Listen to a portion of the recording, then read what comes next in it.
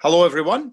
Sorry for the delay. There was something wrong with the link. I'm sure some of you know me, some of you don't. I am Stirling Council's archaeologist, Murray Cook. Today's lecture, 20-30 minutes, depending how we go, then questions afterwards. This is going to focus on the Brochs around Stirling. So not the city, although there are probably two Broch-like structures in the city. This is about the kind of wider region, the Forth Valley. So, first of all, the first slide shows you Musa on Shetland, which is the stereotypical, absolute best preserved example of a Broch. And there you have the interior, multiple floors, fires, living space, byre space, incredibly sophisticated structures built between 2,000 and 2,500 years ago, predominantly in the north of Scotland. They're not actually towers because they aren't higher than they are wide.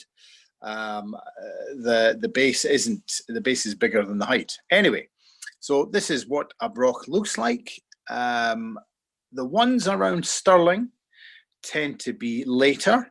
They tend to be not as well built, and they tend to be smaller. So slide 2, please, Ross. So this is Caldoch Broch, which gives you an impression of just how scabby some of these, the Brochs around Stirling are. The stonework here is collapsing. This, incidentally, was the first Broch to be ever excavated in Stirling where it was understood to be a house. It was excavated at the suggestion of Christian McLagan, buried in the Old Town Cemetery, probably the first or second female archaeologist in the world, very contentious, certainly one of the earliest archaeologists in the world. It was dug by the discoverer of chloroform, Fleming, who subsequently wrote McLagan out of the account, and she was very annoyed, and she suffered from quite bad sexism, though not as quite as bad as it might have been, because she had independent means. But she was, for example, denied to be a fellow of the Society of Antiquaries of Scotland, the leading society at the time, still the leading society. I'm a member. The members are fellows, and she couldn't be a fellow because she wasn't a fellow. Slide 3, please, Ross. And I see Morag has pointed that she may be the second archaeologist. There is some debate as to precisely who is doing what. She was certainly the second female associate or lady associate of the Society of Antiquaries, and perhaps Morag. Yes, Morag says we agree to disagree, and she may she may get to make her point subsequently. So slide 3, which you can see before you, is not a symbol for the Olympics. What it reflects is changing impressions of Brochs and related contemporary structures. So the slide on the bottom left is from the 1950s and the Royal Commission, and maps everything that might potentially be contemporary: Brochs, dunes, hill forts, other things. Now I'm going to come back to Brochs and dunes later on. The slide in the middle, the top, is from the 1970s with Ewan Mackay, and he is only interested in Brochs. So those are things that look like Musa and nothing else. So they have to be circular, they have to have a particular type of entrance, and they have to be double-skinned. Lorna Main, my predecessor in the 1990s, found a few more Brochs than Ewan knew about, or that they knew about in the 1950s, but she excluded hill forts from it. So you can see the green ring focuses on Damayet, which is present in the 1950s, but not on Ewan Mackay's map or Lorna's map. But potentially all of these structures are contemporary. Another one, for example, is Gallow Hill outside Dunblane, which is on the 1950s map, but not on Lorna's map. And that features a reused Roman rotary quern. Now, the other point I should have made is that these southern Brochs around Stirling are later too. So these date to the 1st and 2nd centuries AD. So they are definitely associated with the Roman presence in Scotland, whereas the Brochs to the north generally are perceived to have been built prior to the Roman presence, so they still may be used. Right, slide 4, please, Ross. Now, I spoke about Brochs and Dunes, right? And for a good while, for the last 50 years or so, or prior to when I was at university, Brochs and Dunes were thought to be differing things. They were thought to have differing status and a different chronological time period. So Dune, and we have Castle Hill Wood here, outside Cambusbarron, was a dune. It's a solid walled structure, so it doesn't have the double skins that we saw at Musa. It's not particularly complicated. So that's a dune. And Ewan Mackay didn't include that. Now, the thing is that of the Brochs that Ewan Mackay did include, so Coldock and a few others, they tend to be associated with Roman material. Castle Hill Wood is associated with Roman material. So the Brochs and Dunes are actually contemporary in Stirling, which is interesting, and we'll come back to that. Now, this top left slide, as you're looking at the top left image, is from Ian Armitt, who went to Edinburgh, his PhD. And what he concluded was that there was actually a spectrum of solid-walled, substantial built roundhouses, Brochs, Dunes, roundhouses. And he talked about Atlantic roundhouses, complex Atlantic roundhouses, Brochs, then Broch Tower. So that you were looking at an evolution in the complexity of architecture. But actually, there was, when you start with Atlantic roundhouses, there's a wide variety of forms. So that's my intellectual starting point, that there's actually lots and lots going on, and they have far more in common with each other than they do apart, so that we would reject Ewan Mackay's minimalist view of settlement, and we want to include as much as possible. So slide 5, please, Ross. Now, you've all seen this slide before several times. It simply makes the point that Stirling sits at the lowest crossing point of the Forth. It coincides with the upper tidal limit of the Forth. You can cross dry shod over summer at low tide, but basically, if you want to go north or south, the most convenient way to do it at Stirling is to do it at Stirling. And this is a military reality for Bonnie Prince Charlie, Robert the Bruce, William Wallace, Edward I, etc., etc., and back to the Romans. So the Romans are interested in this crossing point because they want to go north, they want to come south, and they want to bring Scotland north of the Forth into the empire. They want to trade with these people, and they want everything to be fine. So they have to control this crossing point. Right, slide 6, please, Ross. Now, the Romans come back and forward a lot. So in the late 1st century AD, Agricola invades. He marches probably to Elgin, probably to the Spey. He circumnavigates around Orkney. He builds something called the Gas Ridge, sometimes argued to be a defensive structure. More people argue that it's a staging post for an invasion further north. What it does, though, is it controls the best farmland, which is Fife and some parts of Perthshire. It also controls the mineral resources of the Ochils, and it means that Stirling is firmly in control, is firmly part of the empire and firmly controlled, including the crossing point. They then retreat to the line of Hadrian's Wall. They then build Hadrian's Wall. Then they push forward to the line of the Antonine Wall. They build the Antonine Wall. Then after 10, 20 years, they retreat again. So there is a coming and going, and Stirling sits at a very, very strategic point. So it's backwards and forward with the empire. And it's worth noting that the Antonine Wall is not the frontier. It merely controls the frontier, and the frontier is probably pushed forward the other side of the Forth. So again, this means that people around Stirling are either on good terms with the empire or perhaps subjects of the empire. Right, slide 7, please, Ross. Now, I don't expect you to pay lots of attention to this map because it's very dense, but it takes the Roman installations. So the black squares are Roman forts constructed as part of the Antonine Wall. And then the various black circles, red circles, yellow circles, green circles are all of the native settlement. Now, you remember those maps I showed you earlier on? There was a handful of sites. Well, I thought about extending this using Ian Armott's model so that we would have the maximum amount of structures.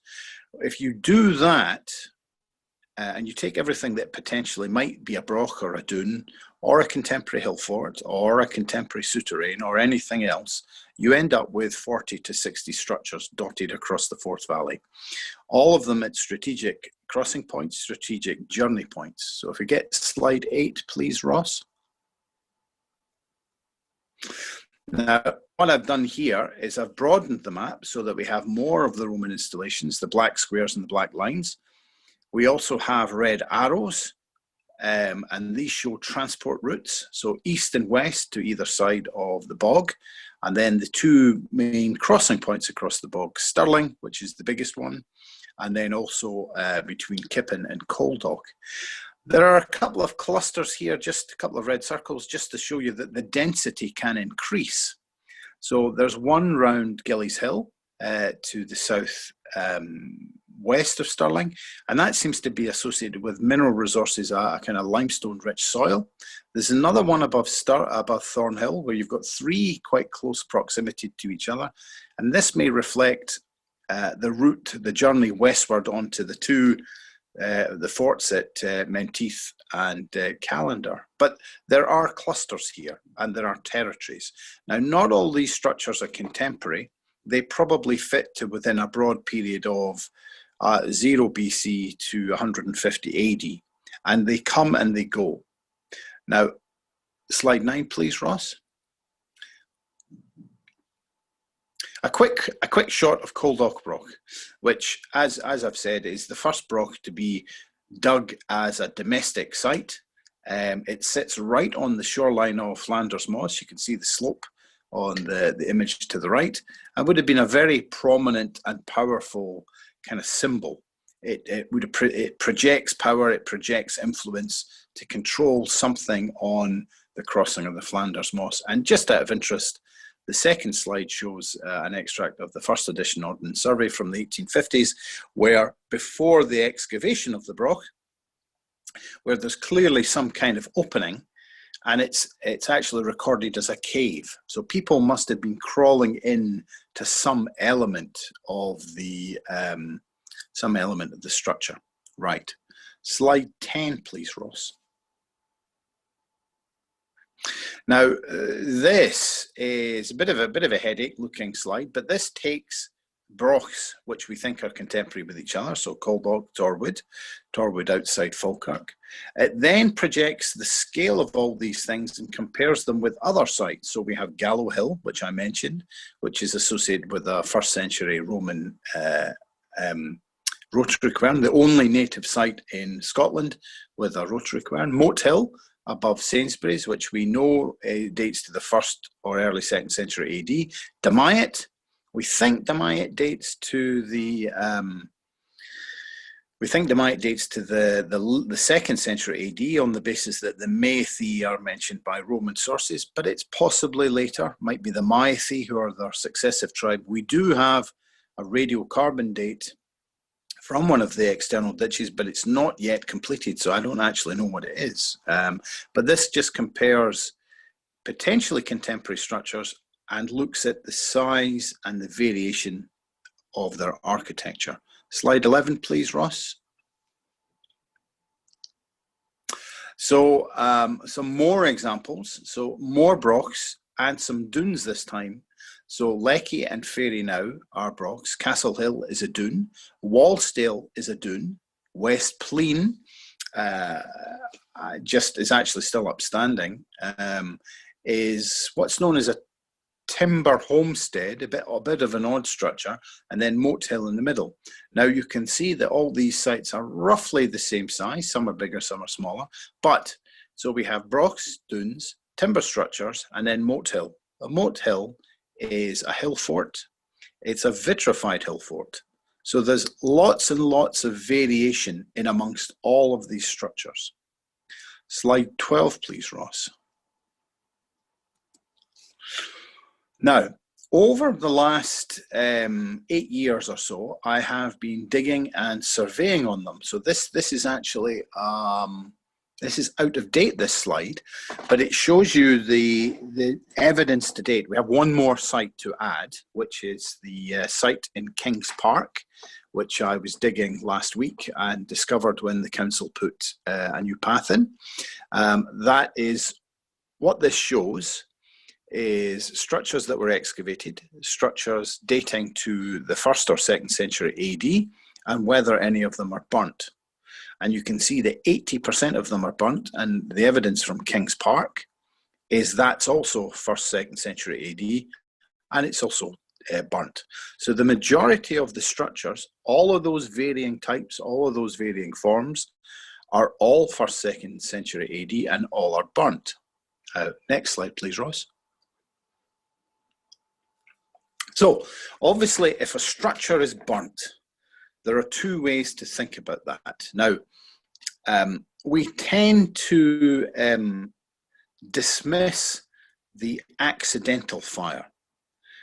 We tend to dismiss the accidental fire mainly because when you actually delve into the excavated evidence, you're looking, some of the structures are dismantled partly, some of them are chock full of Roman objects, high status objects, and some of them are vitrified like Moat Hill and Demyat. And to vitrify a structure cannot be done accidentally. The scale at which it occurs on Demyat and Moat Hill, it must be a deliberate action. So we think most of this is deliberate. So when you think about a structure being fired, destroyed by fire deliberately, there are the two models. Las Vegas, i.e. it's an enormous celebration. You are like a Viking bonfire, or the kind of the bonfires in to celebrate Guy Fawkes's failure of Guy Fawkes's plot. The other one, of course, is an extreme reaction and conflict. So Dresden, the firebombing of Dresden, is the other option, that you are looking to extinguish opposition, to make a visible statement about regime change, to stamp out opposition. So next slide, please, Ross.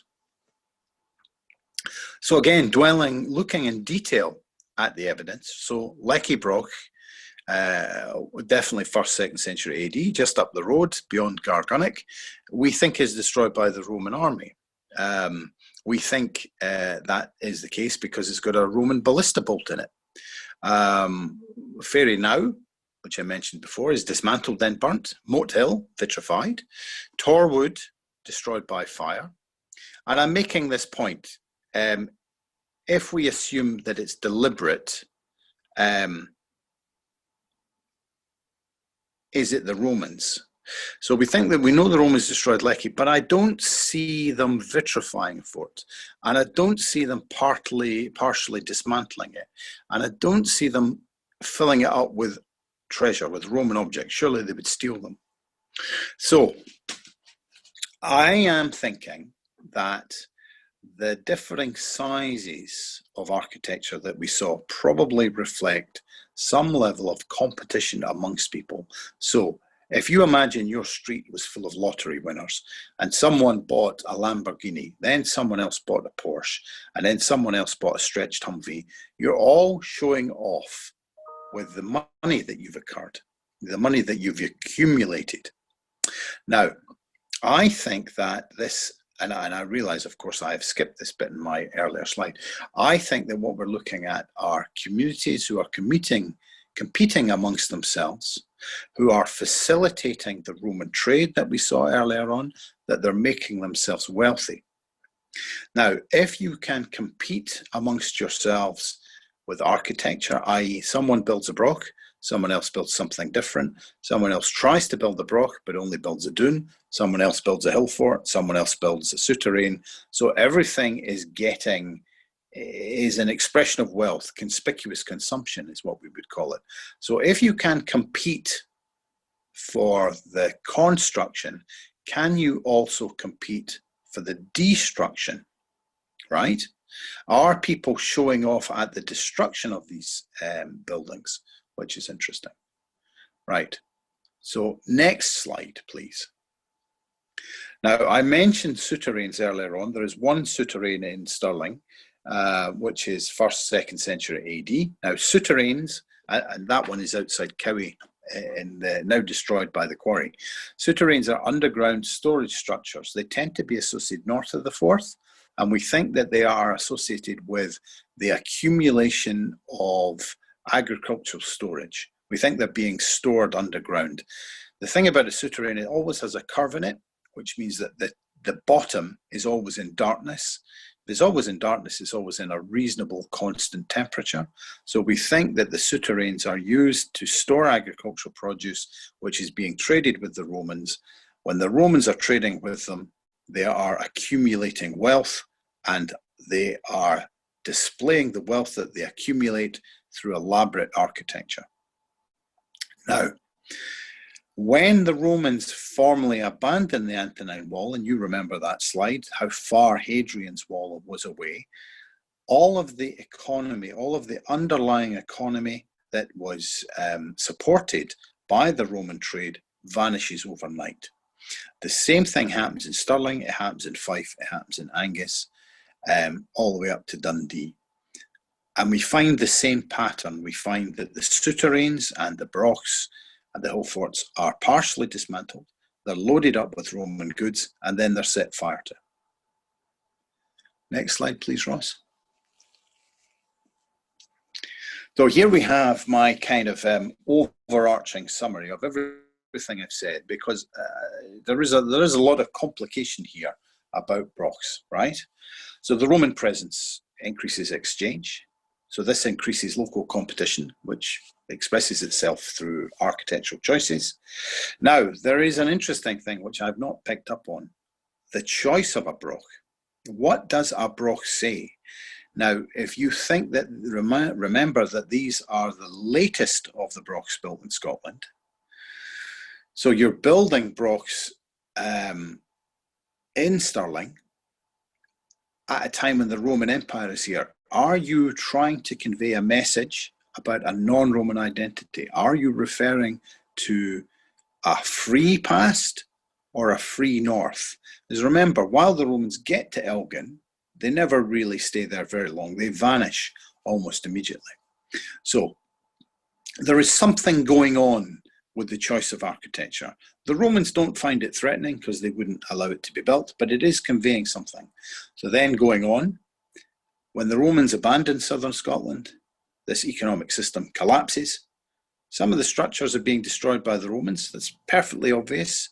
Because if you're dealing with a huge empire whose operational HQ is in Rome, you can imagine that decisions are made to affect your local community, and things are destroyed.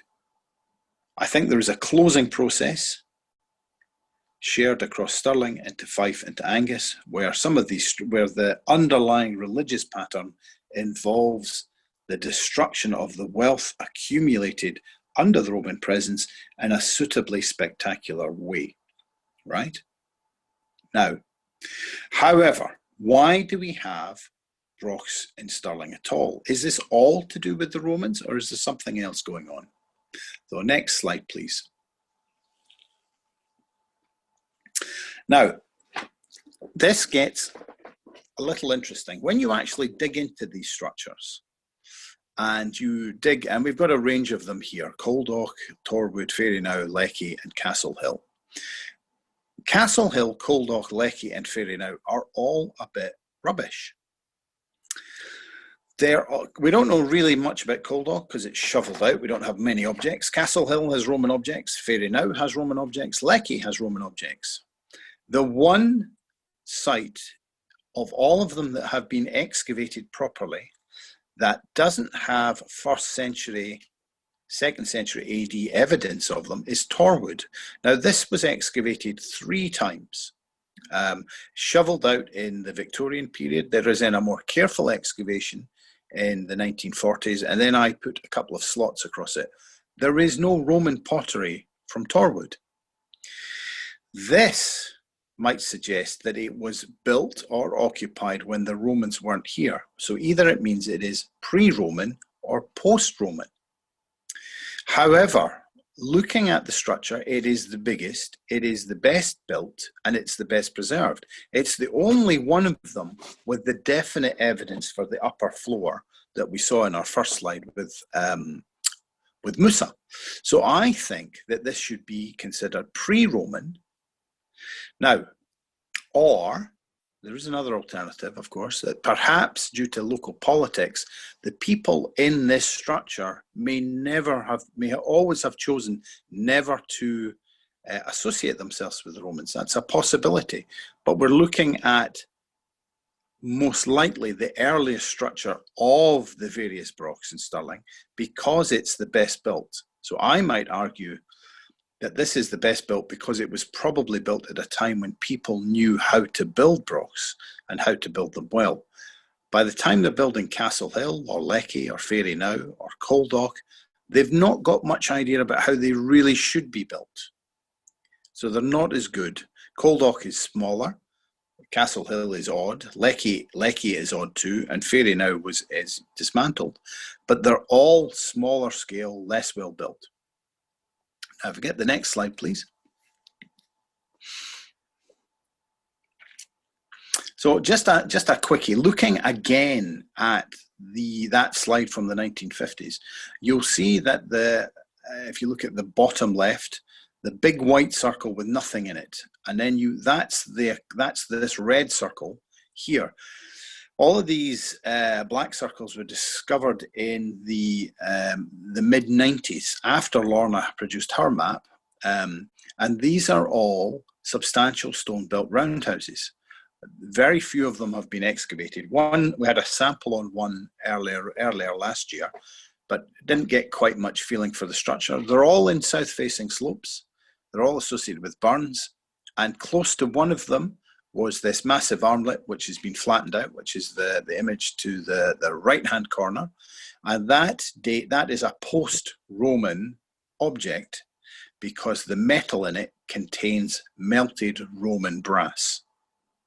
So we think that some of these structures, they might have earlier origins, they might have later origins. We need to dig into them. But it's possible that the origins of complex architecture, substantial roundhouses, lie in the Braes of Doon on these slopes, but we need to dig more of them. Another wee slide 19, please, Ross. This is just a very quick, a new slide from what we were doing last week. This shows the structure in Kings Park that we dug. The left-hand slide shows the very substantial wall of a Broch-like structure within a bank and ditch. There are paving here. There's objects. You can see a rotary quern in the top right-hand slide. We know this one is destroyed by fire. The bottom right-hand slide shows a collapsed wattle and daub fence. And those things that look like bits of pottery are the remains of the daub. So the wattle has gone. The wattle's completely carbonized, and the wattle has baked to clay or baked to pot and is still there, right? So next slide, please, Ross. So another table, another bit of evidence here, and this is a friend of mine, a colleague of mine, Mary Davis, who first alerted me to Christian McLagan and her role in Scottish archaeology. Her PhD compared the wall base size, and she concluded that of the various excavated structures, so the Brochs, she just focused on the Brochs, so Coaldock, Fairy Now, Lecky, Torwood, that all of them, with the exception of Torwood, are a bit rubbish. And she, on the basis of the structural capacity of the wall base, suggested that what we are calling Brochs, the majority of what we call Brochs around Stirling, are in actual fact have more in common with what Ewan Mackay would call dunes, so not as well built. So again, some evidence perhaps suggesting that Torwood is the best and the earliest. So another slide, slide 21, this is my penultimate slide. This is my conclusion about Torwood. Basically that it is the best built, it is the earliest, it is the best surviving. And I do wonder and I've said I think it's constructed when Broch architecture is more commonplace, and therefore people understood how to build a Broch.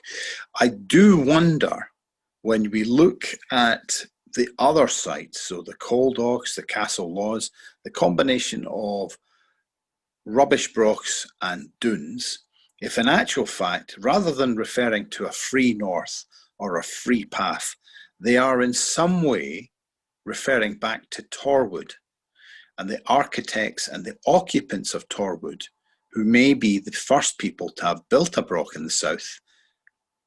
Quite why they built that Broch, what they were trying to achieve, etc., is unknown, of course, and lots of speculation. And I should say that the image of Torwood here is a laser scan survey, so the paler green is height and the darker red are low areas, and it shows the image projecting up. And then finally, my final slide is to thank you for listening. There's my email address if anybody wants to learn more about Brochs. And I have to thank everybody that funded the fieldwork upon which this lecture was based. They go slightly longer than I thought that was going to be, but 30 minutes or so. But thank you very much. And if anyone has any questions, I'd be delighted to answer them. Over to you, Ross. Well, thank you very much, Murray. That was really fascinating. Learned a lot there. I'm sure there's a lot of questions there. But firstly, I'll ask everybody to unmute if you want to, and put your hands together to give Murray a fantastic round of applause.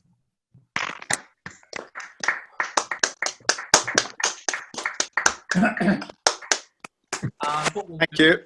Move into the Q&A part of it. If you do have any questions, if I can ask you to raise your hand or put a question in the chat.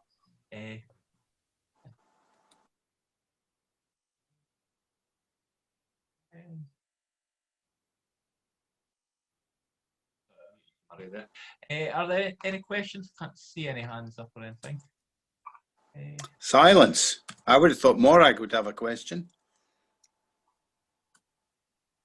Oh, is that Morag has asked, could the fire have been cleansing? I think there is an interesting question there that if you live in a timber structure or with a timber roof, after a certain period, whether that's a year, whether that's 10 years, the structure will become riddled with vermin. If you imagine rats, fleas, lice, all of which are commonplace. So it is possible that the structure would have to be abandoned. I certainly think that if we think about black houses, we can think about roofs being dismantled on a regular basis to be used as fertilizer. We can think of traditionally roundhouse settlement in outside stone structures. It seems to move once a generation, and that might be as much to do with vermin as actually the failing fertility of the soil without fertilizer. I think timber houses are certainly burnt. I think that there's an argument about stone structures perhaps being more longer lived. So there's clearly a case for a cataclysmic fire.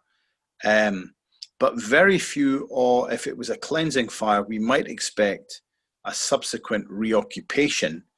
And at the moment, there is no evidence for subsequent occupation at any of these sites, with the exception of Moat Hill, where there's a slighter fortification built over the top of the vitrified fort, but we don't quite know when that dates to. I don't know if that answered your questions, Morag. I saw a flurry of them, but I was thinking, and I can't think, speak, and read at the same time. Common failing. No, I think Jay, I'll go back to there. Could the fire have been a cleansing? I was thinking more about disease, but I think Murray's theory about symbolic abandonment is correct. It could have been a farewell to the Romans, so exercise in the past is possible for this symbolic abandonment. That's what she said there, but don't know if you can read that as well, Murray. There was a flash of things, Ross, there, so you might have to remind me what was said, because they came up in flash. I saw Rodney talk about the nails that we found when we were digging at Moat Hill, but those were from a much, much later bonfire, probably the 70s or the 80s, because there were bonfires held on Moat Hill. I saw Stuart McIntyre, I think that's Stuart from up north, but I didn't see what his question was. I saw his name flash up, and that's all I saw. Has any research been done on the actual build techniques in the structure? That's why is Torwood such a better built structure? And yeah. Right. Okay. So there's two answers to that one. The first is to note that John Barber has recently completed his PhD and the Rhine lectures from a few years ago about the architecture of Brochs structures, and you can actually download his PhD and you can read his Rhine lectures. In terms of why Torwood is the best built, it is in part to do with the source of stone right next to it. So if you actually go to Torwood, you will see that it's on a kind of a bluff overhang, and the sedimentary rock there actually peels quite off. So Torwood would have been, whatever age Torwood was, that stone lends itself to building Brochs or building stone-built structures. But it is of a scale, it's got the scarcement, it's got a variety of things there that actually lend itself to the argument that it looks more like a Broch than the others. Caldoch, it has the Broch plan, and it obviously has an upper floor because of the staircase, but no scarcement. So, I mean, it's suggested. What we can be confident about Torwood is the absence of Roman interaction. There are no Roman objects at Torwood. They would have been found. So either three options: before the Roman presence, so it couldn't get them; equally after the Roman presence, so it couldn't get them; or either they or the Romans are making a very, very deliberate choice to exclude Torwood. Unfortunately, while the roof was burnt down, we have none of the charcoal made it to the archive, so we're unable to radiocarbon date it. Unfortunate. So, an unknown. I've also got a question here from David. Could be a revolution now that the ones who supported the Romans had their support removed. They were all to be burnt, semblance of the Romans, or killed. Yeah, I mean, certainly looking at the broader picture, I mean, I think one of the reasons that Brochs are being built is to somehow communicate that these guys aren't pro-Roman, aren't entirely pro-Roman. And, you know, they're going to have cousins, second cousins, that are to the north.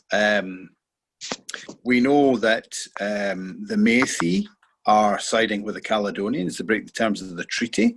Argentocoxus rebels against them. He's the chieftain in Perthshire. He's captured.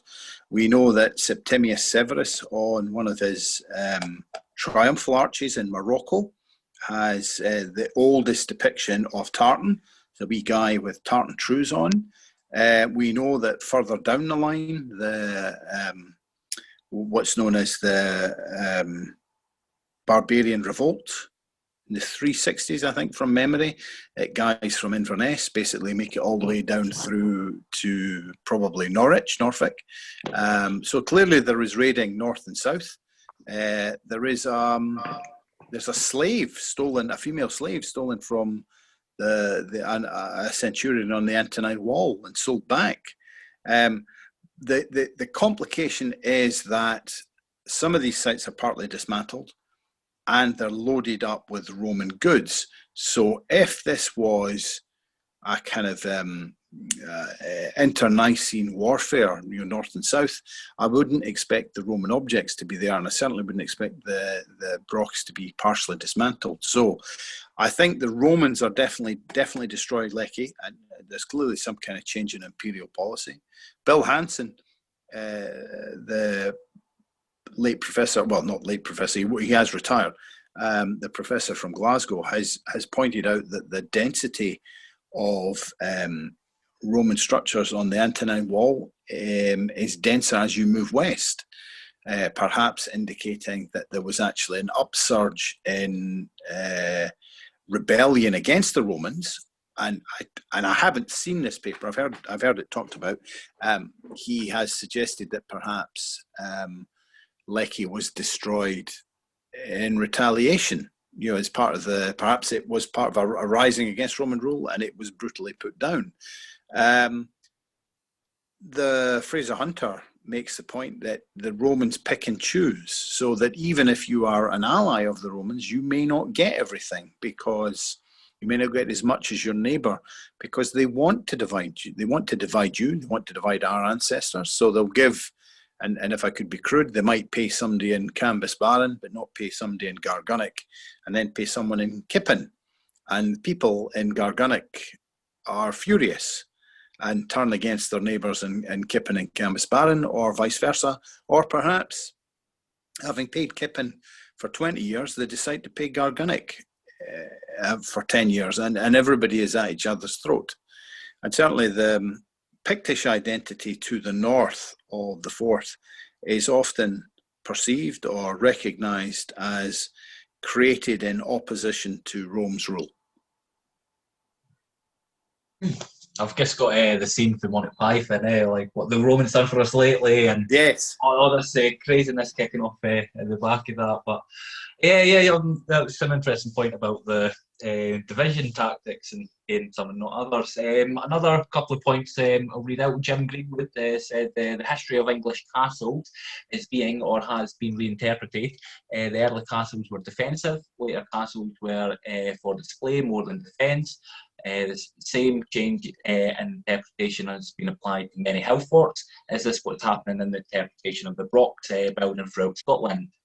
So is this moving? Well, I mean, Brochs clearly are not defensive. What they will stop is they'll stop a raiding party for a bit. But if you imagine that you seal yourself up in your Broch, what it allows you to happen is that your cattle is stolen, your crops are destroyed, and if they really want to get you, they throw a burning torch into your roof and barricade the door.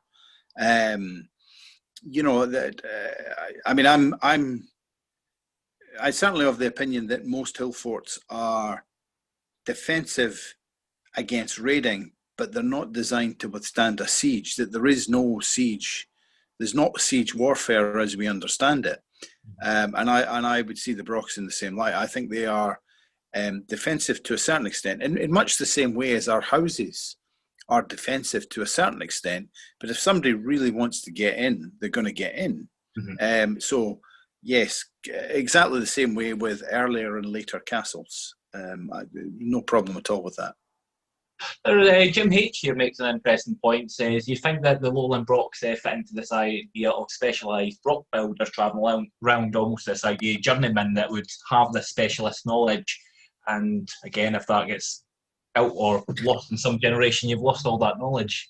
Well, yes and no. So I have to confess, I'm not precisely up on where current thinking is. The first idea of the specialist Broch building comes in with Ewan Mackay. He suggests that, but he is looking he's looking at a diffusionist model in that cultural change arrives with the immigrants, and there is tied in with that. There's an argument that change arrives from the south, so that you're actually looking at English migrants building Brochs, and he has a famous paper on that. I think at the moment, whether it's actually specialist Broch architects, and I'm trying to remember what I've read about John Barber's latest thesis, I think Broch building is specialist knowledge. I think those are sophisticated structures. I think there has to be a deep understanding of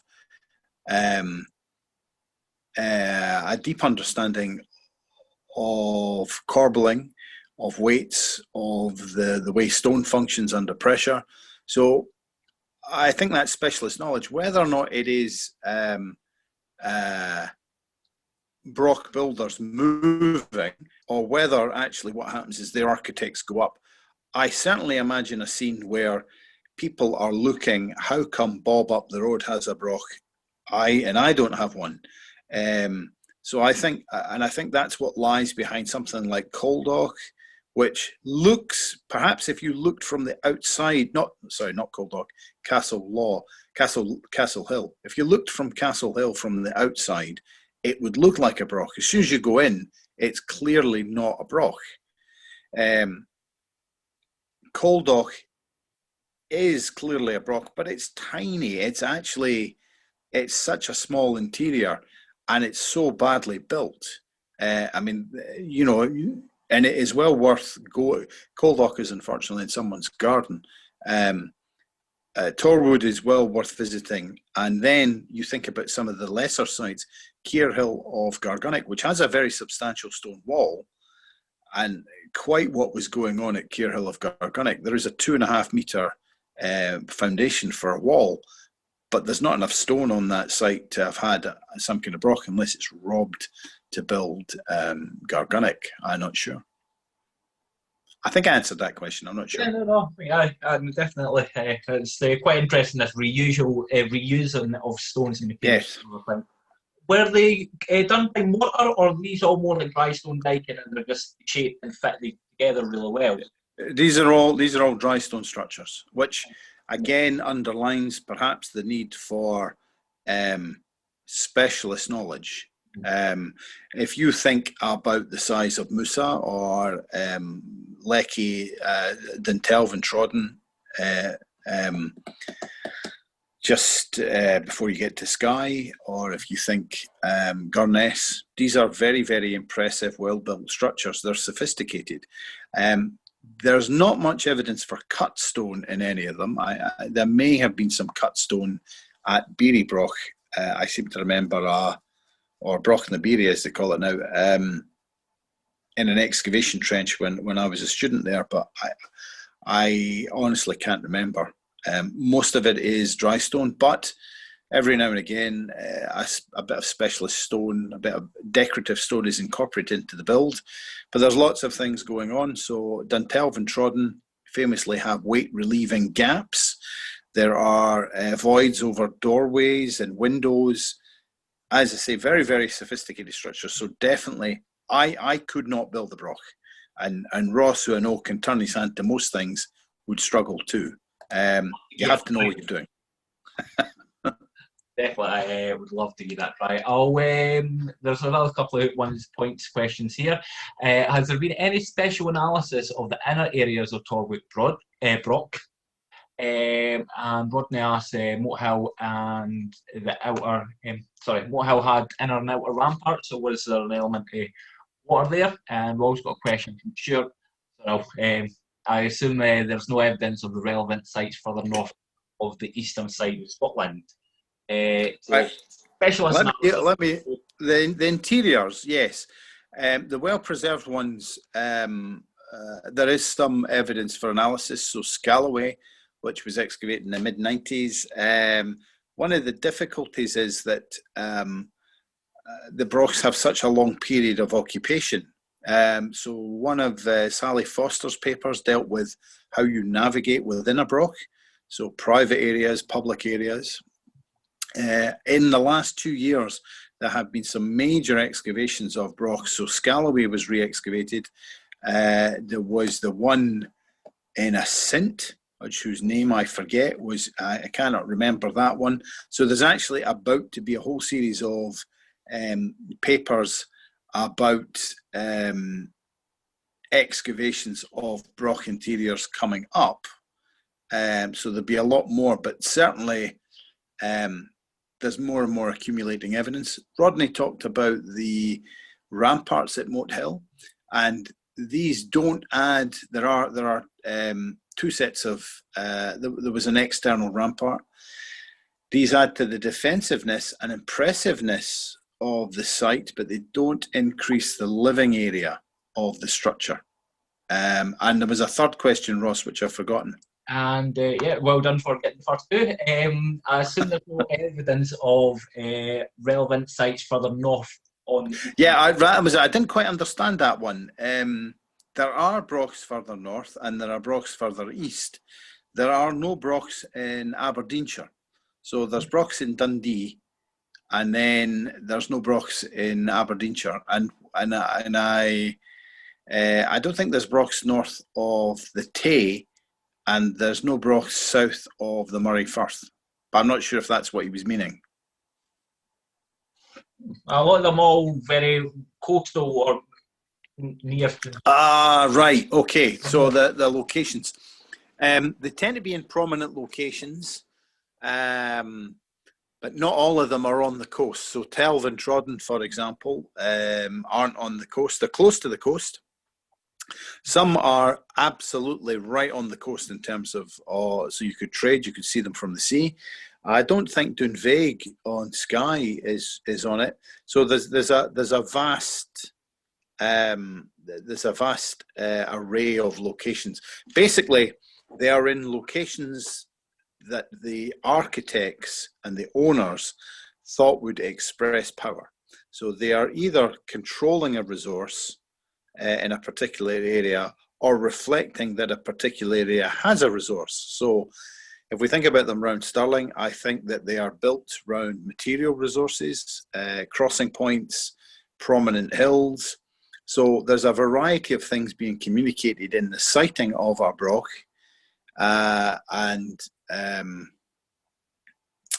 some of that is to do with controlling that point. Some of it is to do with projecting power, but they're not refuges. They're not hidden away. A Broch is designed to be seen from a long distance. It has to be. Is there any, again, functionality completely different, but with a lot of these ducats and things you get around Scotland, might there been a requirement or something like that for the landowners to have these storage or housing facilities for food? Well, I don't think there's a central authority at this particular point. The thing is, this kind of level of architecture in the past, it's clearly about fashion. It's about people. I mean, honestly, it comes down as simple as Bob's got one up the road. Why don't we get one? Why don't we get something similar? There's no other way to explain why some areas have them, why some areas have concentrations of them, why other areas don't. I mean, it's an incredible mystery why there are no Brochs in Aberdeenshire when there are Brochs to the south and there are Brochs to the north.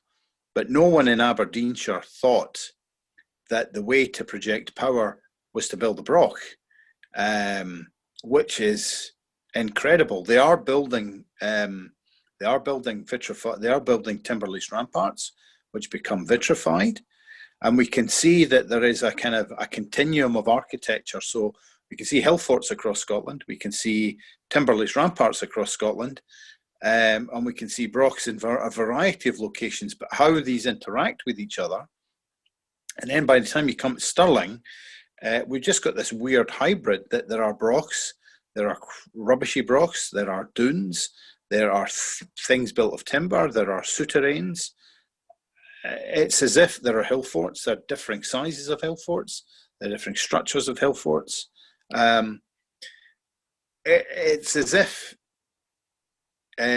honestly, it's as if people won the lottery and that they just did a variety of things. They did whatever they fancied, but they were trying to distinguish themselves from their neighbours.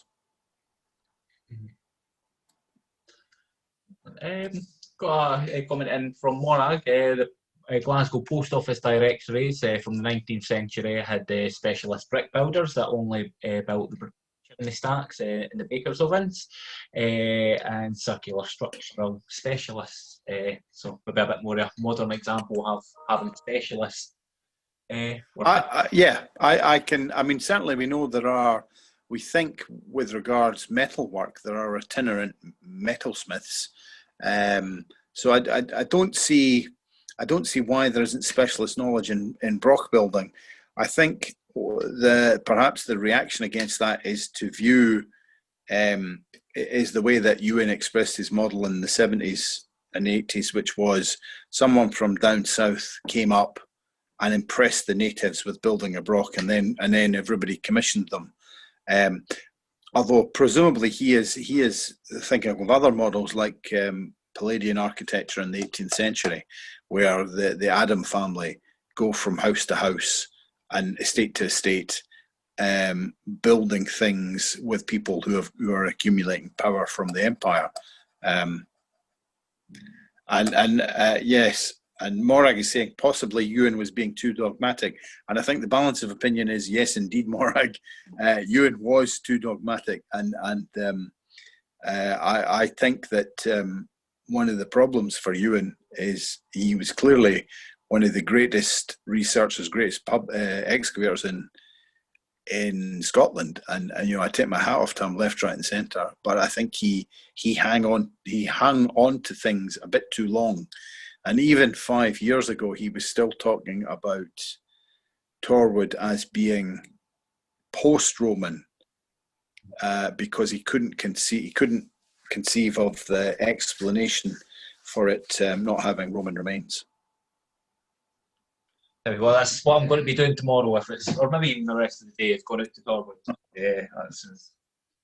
And it's worth saying, Morag pointed out that Christian McLagan was extremely dogmatic too, and yes, she was. And it's one final point. She thought that the recumbent stone circles of Aberdeenshire, if anybody knows them, and whenever the Smith is open, which I think is tomorrow, I think the Smith opens, you can see one of Christian McLagan's models of a broch, which the foundations of which are Easter a Quarthy's stone circle, and the stone circle is obviously 1,500 years earlier. But yes, Christian was very dogmatic too. Sorry, Ross. Oh no, that's quite interesting. The connection with the stone circle to absolutely brilliant. So I think we'll just leave it there on sort of terms of questions and things. So I'd like to thank you for your time today, Murray. Come along. Thank you very much. Very interesting. I will ask everybody to mute themselves, and if you want to give Murray a round of applause, that'd be great. Thank you. Thank you very much. Next week. Enjoy the rest of your week. Thanks, Ross. Thank you. Bye for now. Bye.